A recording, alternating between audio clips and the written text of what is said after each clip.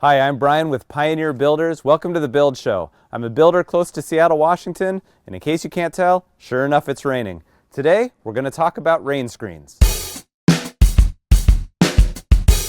Let me give you a little bit of our philosophy as a spec builder. We can't build expensively everywhere.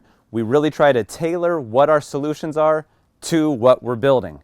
So one wall assembly is not like every other wall assembly in a house that we build. In this particular case, the cladding is board on board with these really wide planks from LP SmartSide. Over here, we actually used cedar shingles. Now, how does that differ when it comes to lap siding?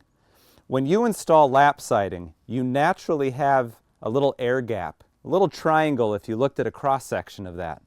With these guys, the shingles go right up against the WRB, and on this side, these recessed planks also go right up against the WRB. In this case, it's Huber Zip System sheathing. Now that does have a little bit of texture, but we want to play it extra safe. That's why we use the Benjamin Obdyke Slicker Classic in both of these cladding applications. Why do we use it? Part of the reason is because it's brainless. We want to make things as simple as possible. As a spec builder, we just don't have time to get overly detailed, except for those areas where you need to really get detailed. Almost any laborer can come out and install this.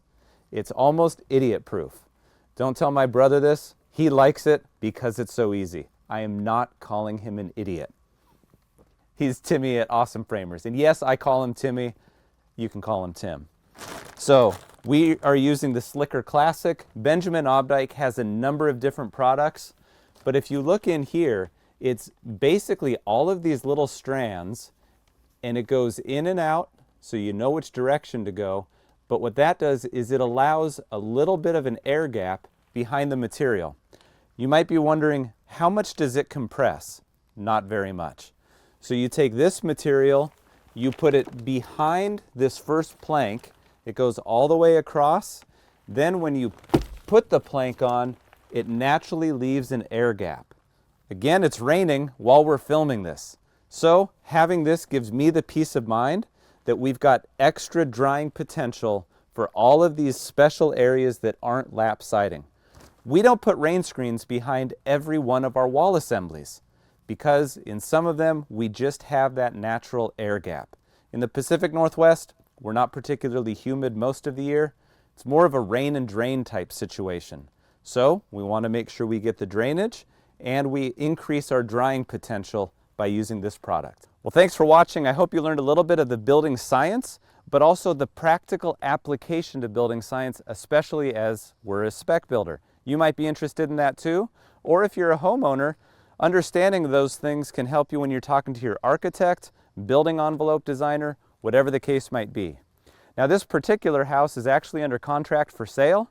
It's all signed around as far as I know. I know we signed it from our end. Tomorrow, funds disperse. So we had to sneak in and get this video as quick as we can. And as you can see, it looks good. Will the homeowners always see everything behind the walls? No, but it's my job as the builder to give them a house that will last a long time. And I want to make sure that I minimize my exposure to risk for the corporation. Thanks for watching. I'm Bryan with The Build Show, and I'll see you next time.